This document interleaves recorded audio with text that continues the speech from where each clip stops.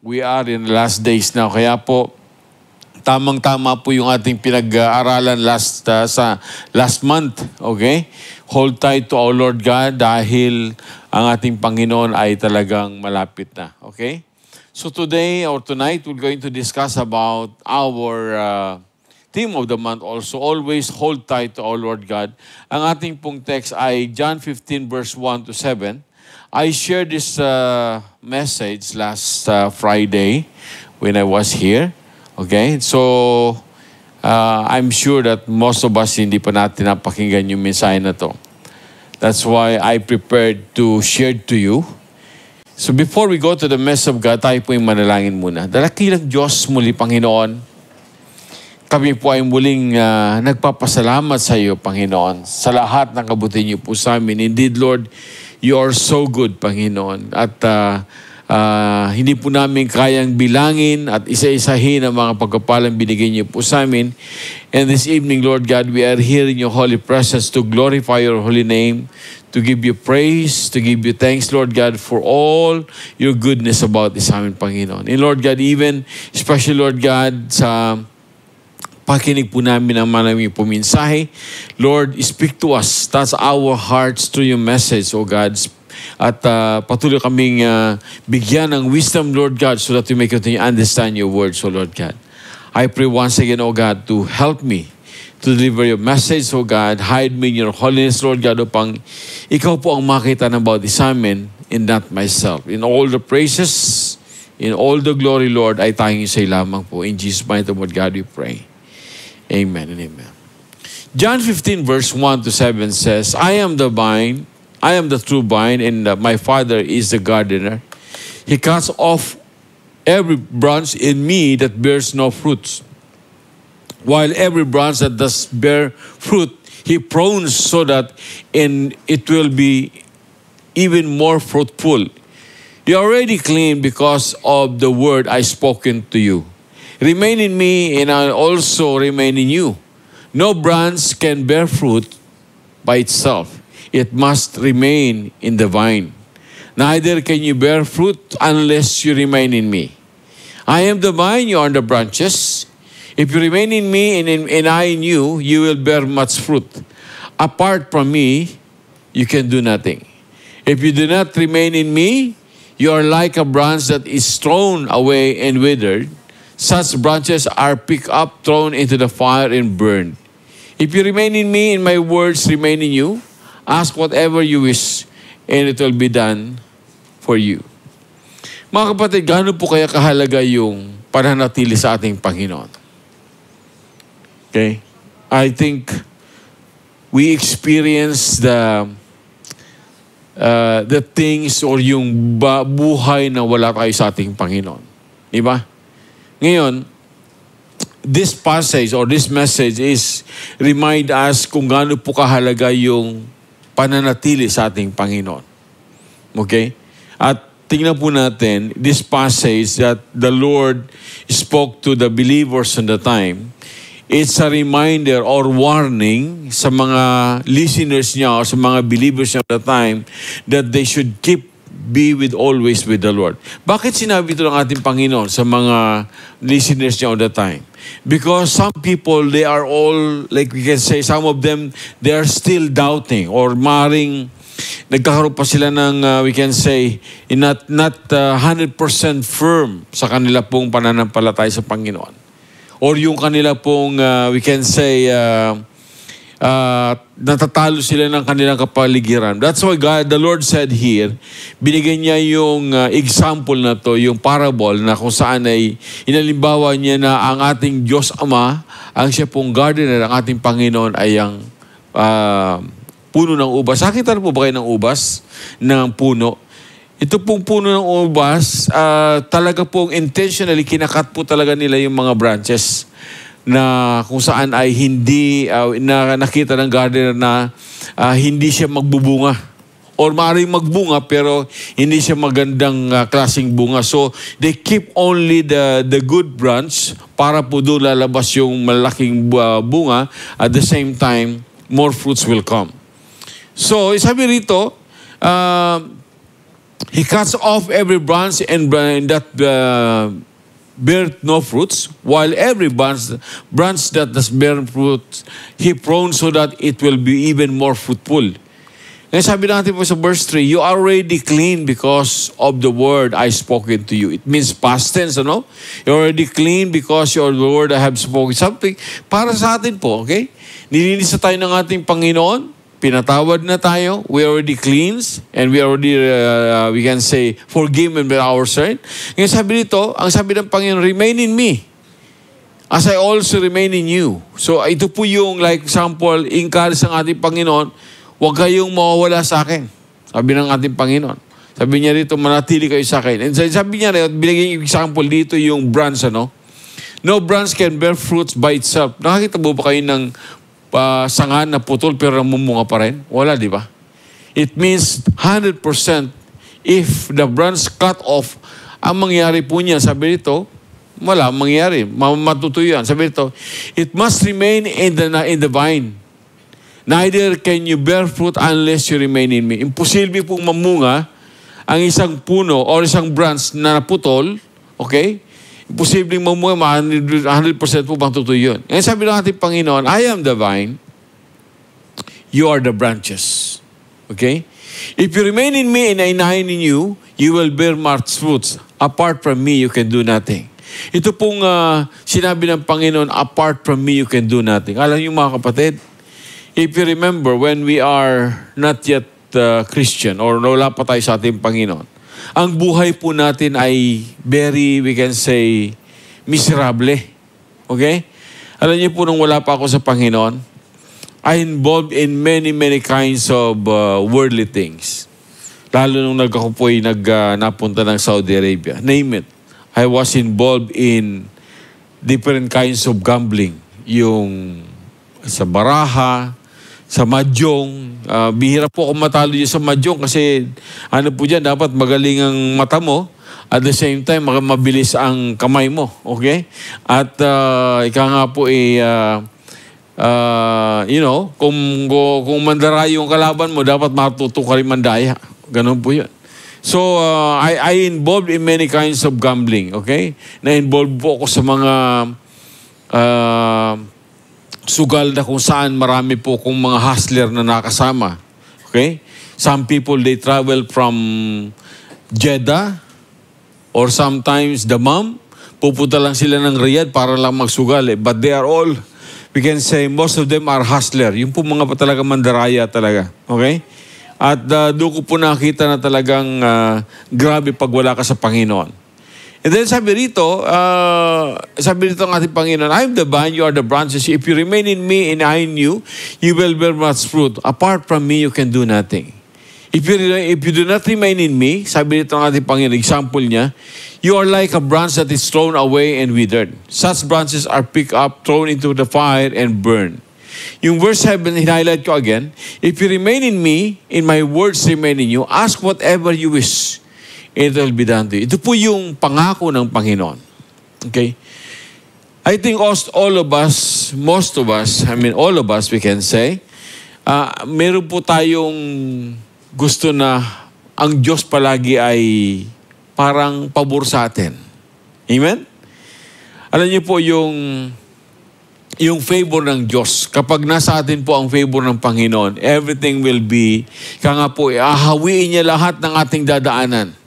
Same like when the Israelites, kaya nga po nung kinuha ng Panginoon yung mga Israelita from Egypt to land of promise, kita po natin, ano? Even yung pong mga Egyptian, dahil ang Diyos ang kumilos, yung mga Egyptian na galit sa kanila, naging mabait sa kanila, they give everything. Binigyan sila ng pagkain, mga inumin, lahat na kanilang mapatigin to. Okay? At pinabaon sa mga Israelita. Dala-dala ng mga Israelita yon. Hanggang papunta sila, nag-travel sila papuntang land of promise. Okay? Because the favor of the Lord was there. And they stayed in wilderness for 40 years. Hindi po sila nagtanim. Wala po silang inaalaga mga cattle. Kundi, pagising na umaga, nandun na. Okay, yung fog, dadapoy dun sa, like parang kumot nila. And then pag nawala na yung fog, may makikita kang para mga seeds. At yung seeds na yun, gigilingin mo lang ng konti and then you can have manna. Okay? Meron silang honey, gusto nilang kumain ng quail or ng meat. Yung quail, kusa pupunta sa nila, sa kanilang kampo nila. For 40 years, kapatid, ganun po ang puprovide ng Panginoon. And for 40 years, they did not, yung kanilang mga suot, hindi po nasira.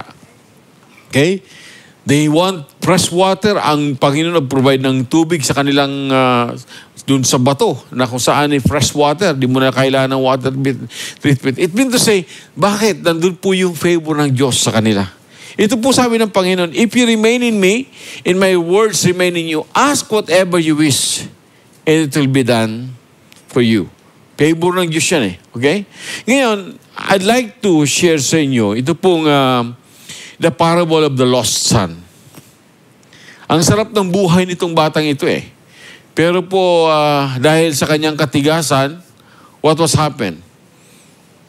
Hiningi niya yung mana niya sa tatay niya at nagpasarap sa buhay. Sabi ito, verse 11 ng Luke 15, Jesus continued, there was a man who had 2 sons.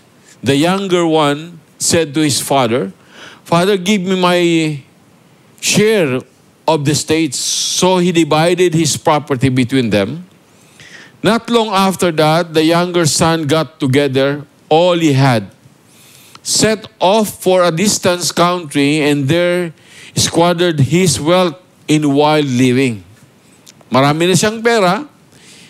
Punta sa mga, siguro po, 24/7, nandun sa diskuhan or sa bar, sabi nito.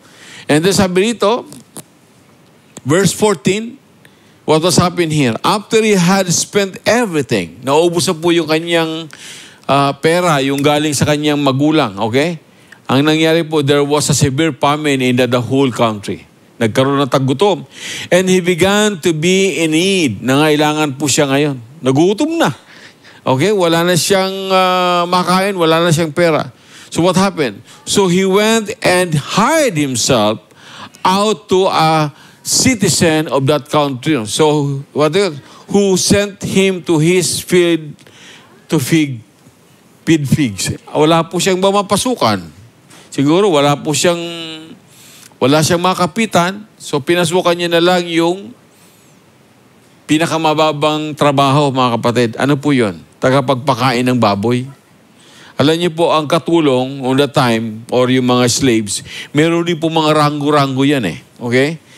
Alam mo, kung ikaw ay sa bahay, maaaring cook ka, or tagalinis ka, ito pong tagapagpakain ng baboy, yan ang po yung pinakamababa na posisyon.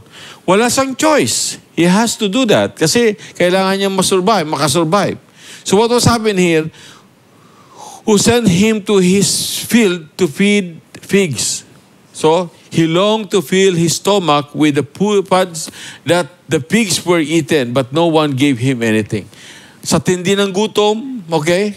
Wala naman magbigay sa kanya ng pagkain. Ang kinakain niya ngayon, pagkain na ng baboy.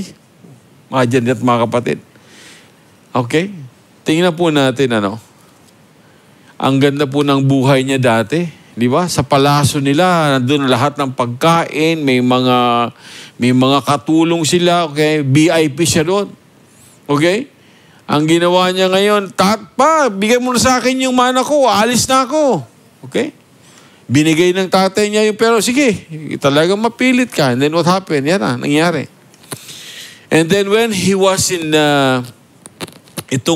nandito po nagpapakain na siya ng baboy at kumakain na siya ng pagkain ng baboy, naalala niya yung magulang niya. At sabi niya, doon sa bahay namin, ang daming pagkain, marami kaming katulong, di ba? VIP siya, di ba? Pero dito niya, yung nangyari sa kanya. Alam niyo po mga kapatid, kung makakita po natin, ganyan ang taong pag nahiwalay tayo sa ating Panginoon. Pag nahiwalay tayo sa ating Panginoon, di po natin alam kung ano yung magiging future po natin. But 100% kapahamakan po ang taong nahiwalay sa ating Panginoon. Alam niyo po ang illustration ko po dyan, which is yung galing po tayo dyan. Ang isang taong hiwalay sa Panginoon, siya po ay katulad ng isang taong nasa loob ng kuweba na walang ilaw. Okay? If we're going to switch off all of this light, na wala talagang totally light, okay? Para tayo nasa loob ng kuweba, ang hirap kumilos. 100% mababangga ka kung saan. You know why? Because napakadilim. Ganyan po ang isang tao na kapag nahiwalay tayo sa ating Panginoon. Same like this guy, you know? Akala niya hindi na siya, kaya niya na mabuhay mag-isa dahil marami siyang pera. Ang problema, walang guidance eh. At doon po sa nakalublob sa kasalanan. Okay? Mga kapatid, just remember po na talagang walang panalo. Kaya sinabi ng Panginoon, apart from me, you can do nothing. Kahit po isipin po natin, magaling ako, professional ako, marami akong pera, malakas ako, okay? Magaling ako magtrabaho, kapatid. All of those things, meron po hangganan. And then one day, kung wala po tayo talaga sa Panginoon, kung hiwalay tayo sa ating Panginoon, we will become loser. 100% po yun. Ngayon, I think we have to think, what is the reason why we need to be with the Lord always? Alam niyo po mga kapatid, isa po sa mga patutuo ko nang ako po yung makakilala kay Lord, 1987. From that moment nung ako yung nakakilala kay Lord, hindi na po talaga ako mihiwalay. And a lot of blessing, a lot of favor that the Lord gave to me. Ang dami po. Name it, everything is there. Okay? Palagi ko itong sinasabi sa mga anak ko, dahil mga anak ko palagi kong in-encourage na keep it up, always be with the Lord. Okay? Do your job, but never forget the Lord. Dahil yun po yung key. Okay? At sabi ko sa mga anak ko, kung wala kayo sa Panginoon 100%, you will not win. Okay? Ngayon, tingnan po natin ang buhay ng mga Israelita. This is the life of the Israelites, ano? Tingnan po natin, pag sila po ay faithful kay Lord, nandun po sila sa taas. Okay? Pag sila po ay naging unfaithful kay Lord, bagsak po. Kaya makita po natin, parang wave ng sea yung kanilang buhay. Okay? Yung blue dot, yung po yung bagsak po sila. Ang cause po nun ay kasalanan. Okay? Once they forget God, pag nakalimutan po nila ang Panginoon, at bumaling po sila sa kanilang pong sariling kapamaaranan at nagsumamba sila sa ibang Diyos-Diyosan. Okay? Especially it meant to say in the words na sinasabing abandoning God. Kinalimutan nila ang Panginoon. The Lord abandoning them. Pinahayaan sila ng Panginoon. Yan ang pinili nyo. Sige. Pero makita po natin, bagsak po sila. At yan po ay napakaraming beses nangyari. Okay? At makita po natin, kapag ang hari po ay naging faithful, along with the people, sila po ay pinagpapala ng Panginoon. Okay? The same din po sa buhay po natin ngayon yan. Wala po pinagkaibang kapatid. Kung wala tayo sa ating Panginoon, 100% will become loser. Okay? Sabi ito, ngayon, there's also a lot of reason why we need to be with the Lord. Marami pong mga reason na dapat po nating isipin na dapat po tayo palagi naakatat sa ating Panginoon. Colossians chapter 3 verse 1 to 10 said, since then you have been raised with Christ, set your heart on things above, with Christ is. Sit at the right hand of God. Set your mind on the things above, not on earthly things. Di ba nangyari doon sa prodigal son? Hiningi niya yung pera niya, ano nangyari? Nakapokus siya doon sa worldly things. Kaya ang nangyari ngayon, bagsak yung kanyang buhay. Ang sabi dito ni Paul sa mga taga-Colossus, set your mind on things above, not on earthly things. For you died and your life is now hidden with Christ. Tayo po ay binuhay ng Diyos spiritually. Okay? We are so blessed because God gave us eternal life. Okay? Ang sabi nga rito, for we died and your life is now hidden with Christ in God. When Christ, who is your life, appears, then you will also appear with Him in glory. Isa po yun sa mga reason na dapat po tayo manatili sa ating Panginoon. Amen? Then another thing, sabi ito, put to death, therefore, whatever belongs to your earthly nature. Ano po yung put to death? Therefore, whatever belongs to your earthly nature. Ibig sabihin, putulin. Kung tayo po ay involved sa mga worldly things, like example, meron pa rin tayong mga bisyo. Ano mang bisyo yan, okay? Na hindi nakapagbibigay ng kapurihan sa ating Panginoon. Cut it off, kapatid. Cut it off. Yung ibig sabihin, put to death, therefore, whatever belongs to your earthly nature. Ano po yan? Tingnan natin. Sexual immorality, impurity, lust, evil desires, and greed, which is idolatry. Because of this, sabi rito, the wrath of God is coming. Sabi rito sa verse 7, you used to walk in this way. Ibig sabihin po yung previous life natin noon. Amen?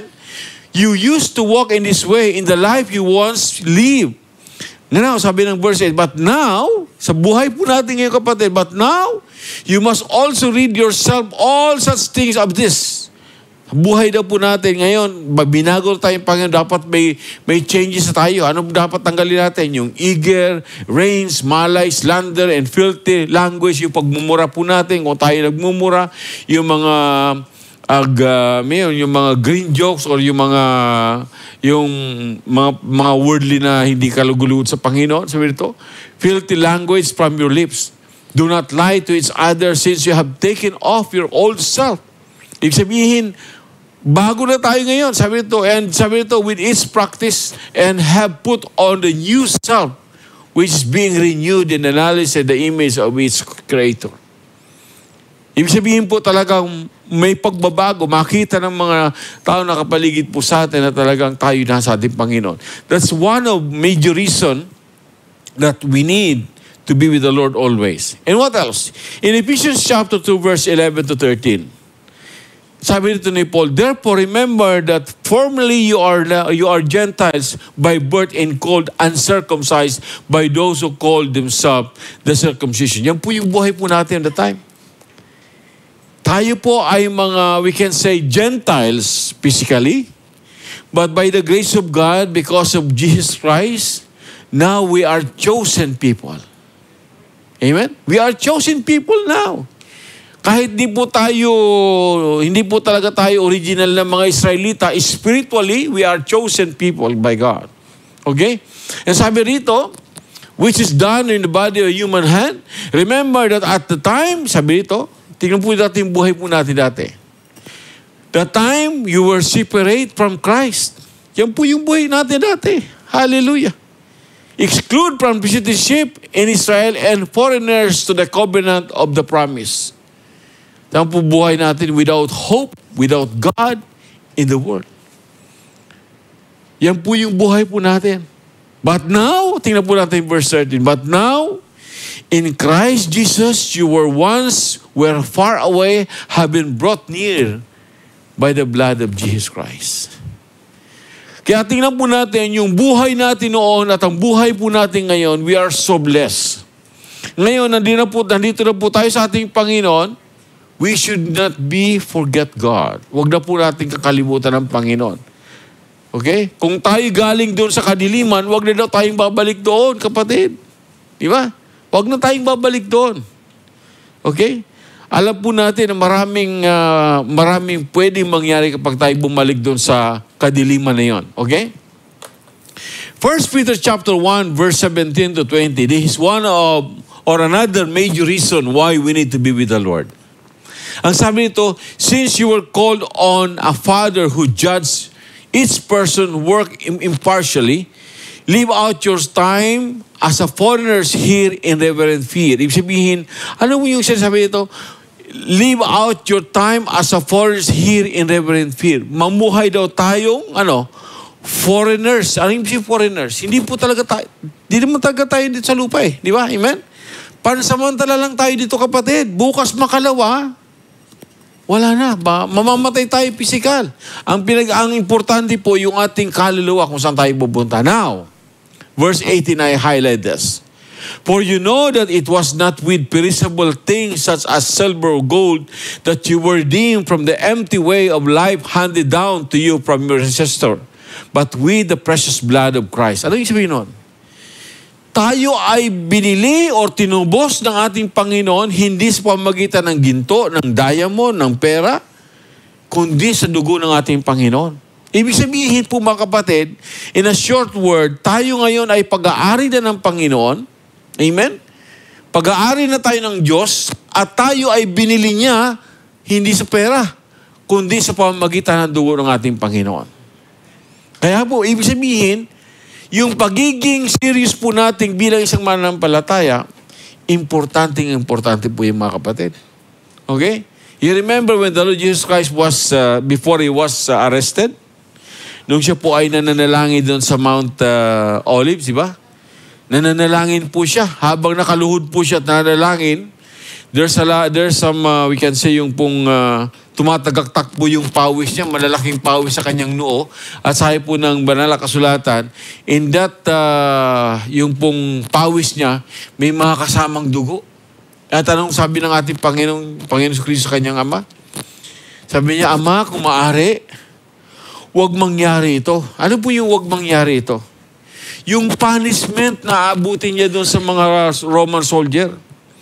Dahil si Jesus Christ po, nung siya po ay pinahirapan ng Roman soldier, mula ulo hanggang paa, mga kapatid, ito po yung mga gutay-gutayan. Okay? Hindi na makakilala ang ating Panginoon. Talaga pong hindi po yung paddle na ginamit kay Lord. Wala po yun. Just imagine po yung panghataw ng Roman soldier na latigo na may mga matatalim yung sa dulo. Pag hinataw po yan sa'yo, tapos pupulupot yan sa katawan natin, okay? Babaon yung mga, example, yung mga sharp things na yon. At pag hinila po yun, pag hinila po yun, kasama po yung yung skin at saka yung malaman ng ating Panginoon. Masakit po yung kapatid. Okay lang yung yung firing squad eh. 'Di ba? Or pugutan ka ng ulo or yung bitayin ka na yung sudden one time lang. Okay lang po yun eh. Pero yung ginawa nila sa ating Panginoon talagang matindi. Okay? Ngayon, hindi po biro yung kapatid. Hindi po biro yung ginawa ng ating Panginoon. At sabi nga dito, tayo ay binili or tinubos ang ating mga kasalanan sa pamamagitan ng kanyang dugo. That's why, mga kapatid, ang ating buhay ngayon, hindi na natin pag-aari ito. Mga kapatid, hindi na natin pag-aari yung buhay natin. Pag-aari na tayo ng ating Panginoon. Amen? Kaya wala po tayong karapatan ni abandon ng ating Panginoon. Dahil pag tayo ay humiwalay sa ating Panginoon, by the way, kung meron ka pong bigyan po ko ng example. Like example ay, ano ba magandang example? O bumili ka ng pet, we can say pet. Ano ba magandang pet? We can say aso. O na lang, mahilig ka sa aso, no? Tapos patigas ang ulo ng aso mo. Okay? Ang gagawin mo sa aso mo? Ha? Gagawa ka ng paraan para lang, pag-aari mo yan eh. Di ba? Kahit na ano mangyari, dahil pag-aari mo yan, hindi makahiwa, makakalayo sa iyo. So mga kapatid, ito po ay a very, very important to understand na tayo po ay binigyan ng importansya ng ating Panginoon nung siya po ay namatay sa krus. Sabi nito, a lamb without blemish ang ating Panginoon or defect. He was chosen before the creation of the world, but was revealed in the last time for our sake. Amen? Ngayon, in Hebrews chapter 10, verse 26 to 31, if you remember yung pong sa Old Testament, yung narinig nyo na pa yung an eye for an eye, a tooth for a tooth. Ngayon po, pinapractice pa rin yan especially dito sa Middle East. Sa Middle East, pag ikaw ay nakapatay, anong gagawin po sa'yo? Ha? Papatayin ka rin. Di ba? I saw news sa Kuwait, mayroon pong Kuwaiti din, may napatay siyang Kuwaiti rin, okay? Ang hatol sa kanya ng korte ay patayin din siya. Bata pa. Siguro, he just only 15 years old. Okay? Ganyan po ang batas eh. Pag ikaw ay nakahuling nagnakaw, anong gagawin sa iyo sa kamay mo? Putulan ng kamay mo. Pag ikaw ay nahuling yung ikaw ay, like example, nangalunya, anong gagawin sa iyo? Stone to death ka. Di ba? Ngayon, yung po yung tinatawag sa Old Testament na an eye for an eye, a tooth for a tooth. Kung anong ginawa mong kasalanan, instant merong katapat na punishment. Ito sinabi ni Paul, sabi ng verse 26. If we deliberately keep on sinning after we have received the knowledge of the truth, no sacrifice for sin is left. Okay? Kung tayo daw po ay patuloy naman na mamumuhay sa kasalanan, tandaan po natin mga kapatid, wala nang pangalawang Kristo na magpapako sa krus. Alam niyo po mga kapatid, yung sacrifice ng ating Panginoon sa krus ng Calvary, yun ang message po kanina, umiiyak po siya, kapatid. Umiiyak po ang ating Panginoon. Ngayon, babalik si Jesus Christ, hindi para magpapakaw muli. Sabi nito, if we keep deliberately keep on sinning after we have received the knowledge of the truth, no sacrifice for sin is left. But only a fearful expectation of judgment and the raging fire that will consume the enemies of God. Anyone who rejects the laws of Moses, ito po yung sinabi ko kanina, anyone who rejected the law of Moses died without mercy on the testimony of 2 or 3 witnesses. Sa Old Testament, napakahirap ang buhay in the time eh. Biro mo, pag nagkasala ka, mayroon ka na kagad punishment. Yun yung sinabi ko kanina, okay? Yung an eye for an eye. Ngayon, kung mahirap sa Old Testament, mas mahirap daw, sabi rito, sa mga taong tumanggi sa ating Panginoon. How much more, sabi rito, verse 29, how much more severely do you think someone deserves to be punished who has trampled the Son of God underfoot, who has treated as an holy thing the blood of the covenant that sanctified them, and who has insulted the Spirit of grace? Ibig sabihin, yung po mga taong tumanggi kay Kristo, hindi binigyan ng kahalagahan yung ginawa niya sa krus ng Calvary, yung ayaw sumunod sa gustong mangyari ng banal na Espiritu ng Diyos. Ang sabi rito, yung mga taong ayaw makinig sa salita ng Panginoon. Okay? May punishment mo yun. Sabi rito sa verse 30. For we know him who said, it is mine to avenge. Ano ibig sabihin, it is mine to avenge? Sa akin ang paghihiganti. I will repay, sabi ng ating Panginoon. I'll repay, and again, the Lord will judge His people. Ibig sabihin, kung ang isang tao po ay nagmamatigas, ayaw po nating makinig sa ating Panginoon, or ayaw mong sumunod sa ating Panginoon, ang sabi ng Panginoon, one day, mananagot ka sa akin. Okay, yun ang sinasabi rito. And then verse 31, tingnan po natin yung verse 31. It is dreadful thing to fall into the hands of the living God. Ang ibig po sabihin niyo mga kapatid, kung ang isang tao daw po ay hindi ka makakarating na hindi ka makakapasok ng langit, buti pang hindi na tayo pinanganak. Hello? Kung tayo daw po ay hindi makakapasok sa langit, buti pang hindi na tayo pinanganak. Why? Pastor, bakit ganon? Yes. Halimbawa, pinanganak po tayo. We can say, naranasan mo lahat ng sarap dito sa lupa. Okay? Like example, kung anong damit mo, yan ang kotse mo. Wow, sana all, di ba?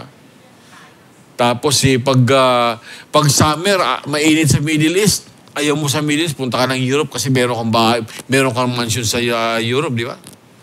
Sarap doon, di ba? Tapos pag sobrang lamig naman doon, dito naman sa Middle East, ay winter, ang sarap ng buhay dito, di ba? Hindi mainit, di naman, balik ka naman ng Middle East dahil meron ka ring mansion dito. Sana all, di ba? Tapos, ang dami mong pera. No, name it.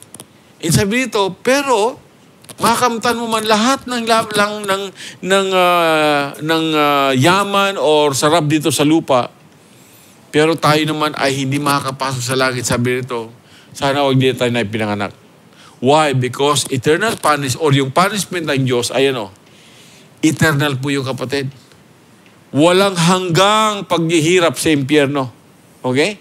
Sabi nito, it is a dreadful thing to fall into the hands of the living God. Kaya po napakahalaga yung alalahanin po natin yung ating buhay na tinubos ng ating Panginoon. Don't waste our time for nothing. I praise God, mga kapatid, dahil tayo po ay nandun yung conviction ng Panginoon to come to church. Kanina dumaan po kami ni Sister Jean doon sa Lulu, sa Alcura, no? Kala niyo po, busy-busy na naman yung lahat ng mga mall doon. Lulu, ano pa yon? Safari Mall, ano pa? Ansar Gallery. Alam niyo po yung Alcura, parang parang Doha. Napakadaming tao dahil po sa mga Raslapan workers. Napakadaming buses doon, okay? At talagang napakadaming tao, we can say. At ang dami po mga sales ngayon. Buti po hindi kayo na-encourage sa mga sales. Okay? Anong tawag nun? Buy one, take one, you can say. Okay? Mga kapatid, but praise God, tayo po ay nandito sa church to worship our Lord God. Amen? Great blessing po yung kapatid. Ang dami po mga tao ngayon, na ngayon, busy-busy na naman yung C-Line. Alam niyo po, I work in Misaid, doon po sa bagong site na pinagtatrabahoan ko, may kalsada po yung papuntang C-Line. Okay? Umaga at hapon, maging gabi, marami pong mga yung trailer na hinihila po nila yung mga cabin, yung porta cabin para gawin po nilang parang hangout nila doon. Dami mga kapatid. Okay? They are all busy in worldly things. But glory to God po mga kapatid because we chose na tayo po ay nandito sa church para mag-worship sa ating Panginoon. Amen? Hallelujah. Now, in Hebrews chapter 12 verse 1 to 3, sabi nito, bilang isang mga lingkod ng ating Panginoon, bilang isang mananampalataya, therefore, since we are surrounded by such a great cloud of witnesses, marami pong mga tao nakatingin sa atin. Not only people, even the angels of God, even the Lord is watching us. Sabi nito, therefore, since we are surrounded by such a great cloud of witnesses, let us throw off everything that hinders and the sins that easily entangles, and let us run with perseverance in the race marked out for us, fixing our eyes on Jesus, the pioneer and perfect of faith. For the joy set before him, he endured the cross, scourging in shame, and sat down at the right hand of the throne of God. Consider him who endures such opposition from sinners, so that you will not grow weary and lose heart. Ano po ang message po dito sa passage na to? Since we have a lot of people, even the angels of God is watching us, sabi dito, let us throw off everything that hinders the sins that is easily entangles. Ano po yung, kung tayo po ay kasama sa paligsahan, we can say, yung running or track and field, or maybe if you want to walk na hindi ka nabibigatan, okay? Ang gusto mo, wala kang wala kang mga nakasabit sa katawan mo natin. Okay? Mga 1980s, okay? Hanggang siguro po mga 2000 siguro. Noong po mga panahon na yon, hindi po mahigpit ang airport. Okay? Noon po ay pwede kang maglagay ng isang maleta na ang laman ay maybe 100 kilo. Okay? Papasok po yan. Ito po mga patan, ang gagawin po nila, isang malaking kumot, okay, malaking kumot, tapos ilalagay lahat ng gamit nila doon, tapos itatali po nila yon. Ganyang kalaki, kapatid. Kamisa, di nga magkasya doon sa X-ray. Okay? At talaga na pong makita mo talagang nasa airport, talaga naman ganun po noon that time. And hindi po sila noon aware or hindi po bahigpit sa mga bagahe natin. And by the way, Sister Jean also, I remember, she told me yung kanyang colleague na nagbakasyon, okay? Kasi on the time, mabigat yung bagahe, okay? Imagine that, nung nasa Pilipinas po sa airport, kinuha niya yung bagahe niya doon sa conveyor.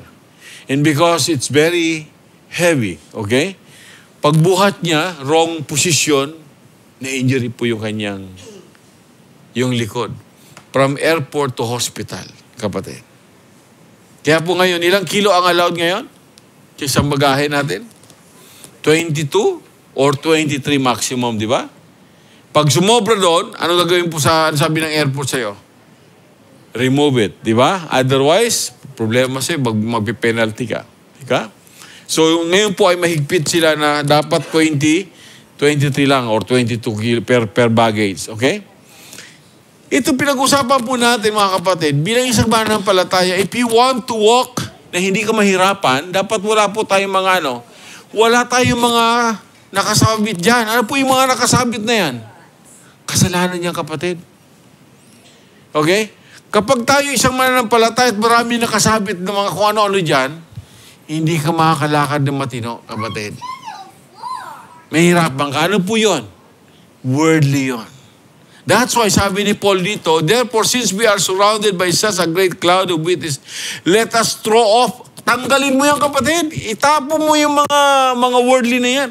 Sabi dito, let us throw off everything that hinders the sin that is easily entangles. Okay? Kung gusto daw po natin makalakad ng naayon sa kalooban ng Panginoon, yung maayos yung ating takbo, dapat wala po tayong mga sideline, kapatid. Sideline. Ang ibig sabihin sideline, mga kapatid, na kay Lord ka, pero meron kang ginagawang kasalanan. Hindi po pwede yung kapatid. Okay? That's why, sabi ng verse 2, fix our eyes to our Lord God. Walk, okay? Lakad tayo, run without entangles, and fix our eyes to Jesus. And 100% our life will become easy. And happy also. Okay? Napakasarap lumakad papunta sa ating Panginoon kung wala po tayong mga entangle sa ating buhay. Amen? Hallelujah. In conclusion, amen? Mabilis yata, 6 minutes pa. Ha? Pero ayaw ko pong pahabain eh. Ayaw kasi kapag napakahaba, baka mamaya tulog na po kayo dyan. Okay? But you know what? Ang sabi po ng Romans 12:1-2. I love this passage. Sabi ito, therefore I urge you, brothers and sisters, sabi ni Paul, in view of God's mercy, to offer your bodies as a living sacrifice, holy and pleasing to God. This is your true and proper worship. Nag-worship tayo sa ating Panginoon, praise God. Nandito tayo ngayon sa church. Pero yung worship po natin kay Lord, tandaan po natin mga kapatid, this is not enough if we are inside of the church or holy tayo pag nandun sa, we can say Thursday, nandun ako sa church, holy tayo. Talagang banal na banal ka. Pero paglabas natin ng church, worldly naman, wala. We can say 1 day holy, 6 days worldly. Wala, sablay ka nun. Hindi kailangan ng Diyos yung ating pag-worship pag ganyan. Kapatid. Diba? Kaya sabi nito, therefore, I urge you, brothers and sisters, in a view of God's mercy, to offer your body, what? As a living sacrifice, holy and pleasing to God. Now, this is your true and proper worship. Yung palang totoong pag-worship sa ating Panginoon, na inahanap ng Diyos, ay hindi pala yung Thursday lang na mag-worship, kapunta ka lang ng church. Hindi yun, yung ating daily living na talagang kalugod-gud sa ating Panginoon. That's why verse 2, ina-highlight ko ulit, do not conform to the pattern of this world, but be transformed by renewing of our mind. Huwag na daw po tayong lumakad na kasama nitong kamunduhang ito. Okay? Kung mayroon tayong mga barkada na mahilig gumimik, kapatid, piliin po natin yung ating mga sinasamahan. Amen? Pipiliin po natin yung barkada po natin. Pipiliin po natin yung mga friends po natin. Kapag may friends ka na hinihila ka papunta doon sa mga gimmick na yan, they are not good friends, kapatid. They are not good friends. They are evil friends. Okay? Do not conform to the pattern of this world, but be transformed. Okay? By renewing of your mind. Ibig sabihin, gamitin po natin yung ating isipan. Common sense, kapatid. Inihila ka sa kamunduhan. Teka, hindi ako para dyan. Okay? Ibig sabihin, tayo po mismo ay dapat marunong mag-say no kapag worldly thing. Alam niyo po, ako ay palakaibigang tao. I like to have a lot of friends. Okay? Maraming kumpare. It's okay. Okay? Gusto ko yung, kamingle ko yung kahit sino. Pero, kapag nandun na po yung kasalanan, hindi kita kilala. Ikaw na lang bahala. Okay? There's one story, mga kapatid. Nangyari po ito sa Alcora. Ito daw si kapatid, pumunta ng bahay. Maganda naman yung intention niya. Okay? Pumunta sa kumpare niya para daw mag-share ng Word of God. Maganda. Okay? Ang problema, kapatid, pagdating sa bahay, yung kumpare niya nandun sa lamesa at mayroong bote. Black label yata or pondador. Okay? At pagpasok ni kumpare, inabutan din siya ng baso. Okay? Para tigman mo lang. Okay? Tinikman naman itong kumpare. Okay? Tumikim ng isa lang naman. At pare, masarap pala yung isa. No? Gawin natin dalawa. Okay? Gawin natin pre tatlo. Dagdagan natin ng konti. Ano yung mga kapatid nangyari? Umuwi siya pong suray-suray. Okay? Alam niyo po, naging talk of the town yun doon sa community. Alam mo si ganito, pumunta sa ganito, may dalang Biblia, umuwi, lasing. Pinagtatawanan po siya, kapatid. At nakakahiya dahil dala-dala niya ang pangalan ng Panginoon. Nakakahiya. Amen? That's why sabi rito, do not conform to the father of this world, but be transformed by renewing of your mind. Then, sabi rito, then you will be able to test, you will be able to test and approve what God's will is, His good, pleasing, and perfect will. Dapat po, common sense, pag makita mong, kasalanan na, teka muna, hindi ako kasama dyan. Naalala ko po mga kapatid, nung ako po nandun sa Abu Dhabi, meron po akong fishing boat. Yung fishing boat po namin, share kami ng mga kumpare ko. Ang goal ko po sa kanila is, para ma-sharean ko sila, madala ko sila sa Panginoon. One day, we went to do fishing, yung diving, okay? Yan po ang hobby namin, mag-dive, So, pero hindi po sila lumalakad na pala, wala ako, palaging dapat kasama ako eh. Then one day, nakarating na po kami doon sa lugar na maraming isda, corals, So, talo na. Okay? Kanya-kanyang kanya-kanyang sisid na yun. Okay? Pag may nakita kang isda, ang problema itong mga kumpare ko, pag meron silang nakitang malaking isda, kahit malayo ako, tatawagin nila ako yan. O pag nabalaho yung baril nila, pinutok nila na bumaon sa coral reef, di nila matanggal, tatawagan nila ako. Ito na kapatid, daming isda. Talo na. Kalat na sila doon. Ako busy rin ako dito. Dami rin isa doon sa lugar ko. May tumatawag na yung kumpare ko. Naku, sabi ko na may problema na naman, sabi ko. Sabi ko, sandali. Ang daming isa. Bilis mo. Ano yun? Sabi ko, tika. No, sandali. Okay. Kinuha ko yung baril ko. Punta ako sa kanya. Langoy. Pagdating ko doon, halika, tingnan mo to. Ano yung nakita niya naatagpuan niya mga kapatid? Yung fish trap. Yung fish trap na ang tawag po sa Arabic ay bubo. Okay? Ang dami pong lamang lapu-lapo. 4 na malalaking lapu-lapo sa loob ng trap. Okay? Meron po may-ari noon. May naglagay po doon. Okay? At babalikan niya yon. Ang gusto mangyari ng isang kumpare ko, kunin namin yung lapu-lapo. Okay? Sabi niya, pre, barilin ko na, pare. Wala nang kawala ito. Sige, may may-ari niyan. Sabi ko, may may-ari niya. Pre, wala namang tao dito. Tayo lang naman dito sa gitna ng dagat eh. Okay? No. Sabi ko, huwag mo kunin. Pre, ang lalaki niyan, sabi niya. Wala nang kawala ito. Sabi niya, isa-isahin ko na. No. Sabi ko, huwag mo kukunin. Sabi ko, hindi sa atin yan. Alam mo, para hindi kayo matukso. Dahil kinukulit. Lipat tayo. Doon, pre, dahil mag-isa. Doon, lipat tayo. Okay? Alis po kami. Tapos habang, ako po yung ng boat. Nagkakalabitan yung dalawang kumpare ko sa likod. Okay? Sayang yun, pre. Sayang, hindi natin nakuha. Tapos sabi niyo, si pare, hindi natin na-convince eh. Pero mga kapatid, what about if I agreed na kunin namin? Ano po magiging Ano po yung magiging impact sa kanila? Ang sama, di ba?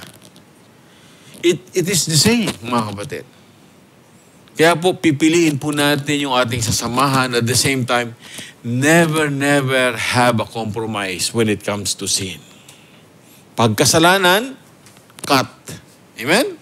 Cut for the glory of God. Amen? So I hope and I pray that this message ay nag-remind po sa atin. Okay? Always hold tight to our Lord God. Amen? Tandaan po natin mga kapatid, meron po tayong individual na responsibility at pananagutan sa ating Panginoon. Amen? Tayo po'y tumayo, tayo po'y manalangin.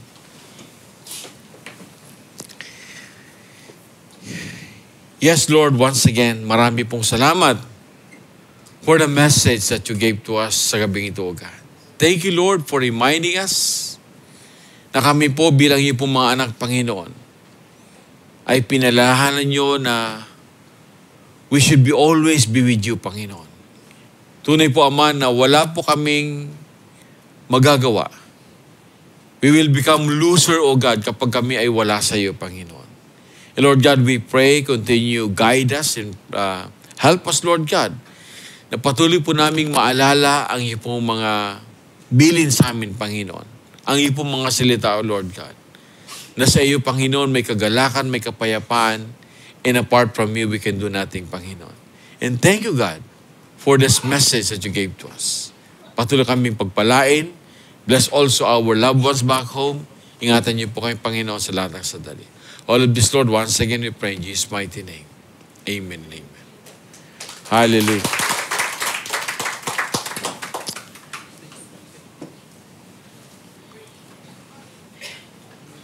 Okay, amen. So, dadako po tayo sa ating Holy Communion.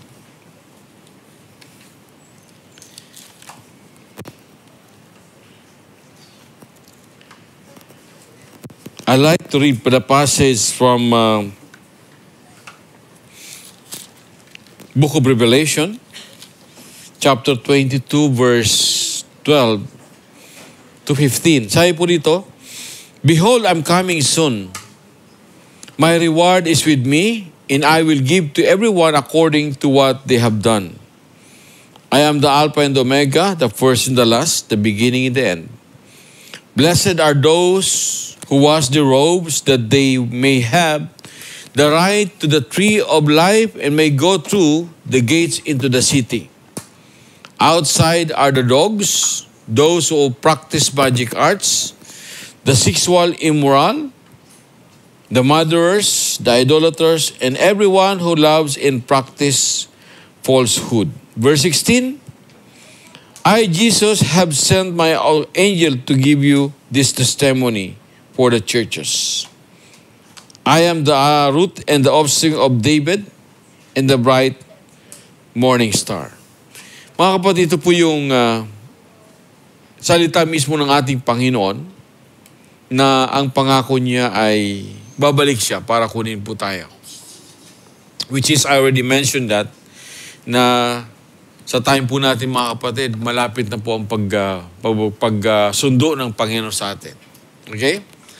Malapit na po. Kaya sabi ng ating Panginoon, patuloy po natin siyang alalahanin at ika nga po ay pasalamatan at patuloy po tayong sama-samang maglingkod sa Kanya na may kagalakan. Amen? At tuwing tayo ay magkakatipon, kagaya po ngayon, magpartake po tayo ng Holy Communion as what the Lord Jesus Christ said, para patuloy po natin siyang maalala sa ating buhay bilang tayo ay kanyang mga anak. Okay? Pero mga kapatid, meron pong requirements ang ating Panginoon bago po tayo magpartake ng Holy Communion. Hindi po tayo allowed, mga kapatid. We are not allowed to partake the Holy Communion kung ang dalawang requirements na to ay wala po sa atin. Unang-una, dapat po si Jesus Christ ay nasa puso po natin. Number 1 po yun. Pangalawa, if we live in sin, kung tayo po ay nakaluklok o namumuhay sa kasalanan, hindi po tayo allowed magpartake ng banal na hapunan. Kasi hindi po tinutolerate ng Diyos kung ang ganitong pamumuhay po natin ay wala sa buhay po natin. Okay? Ibig sabihin po ay serious po ang Panginoon, maging serious po tayo when it comes to the Holy Communion. Amen? So tayo po'y manalangin. Let us have a short individual prayer. Ilapit po natin ang ating mga sarili sa ating Panginoon. Ask the Lord to forgive us whatever sins we committed upang maging worthy po tayo sa pagkapartake ng Holy Communion ngayong gabi. Dakilang Diyos, kami Panginoon ay nandito po sa iyong banal presensya. Nagpupuri at nagpapasalamat sa lahat ng kabutihan niyo po sa amin, especially Panginoon, sa kaligtasang binigay niyo po sa amin, sa sacrifice na ginawa niyo, Panginoong Jesucristo, sa krus ng Calvary, na kung saan, Panginoon, dahil sa iyo, Lord God, nagkaroon po kami ng katubusan sa aking mga kasalanan. Lord God, we claim, Panginoon, na isang araw babalik kayo upang kunin kami, Panginoon. At habang po kami naghihintay sa iyo, help us, Lord God, na patuloy po kami makamumuhay na may kabanalan at may katapatan na naglilingkod sa iyo, Panginoon. Bless each of Barnabas, Panginoon. Maraming po salamat. In Jesus' mighty name, God, we pray.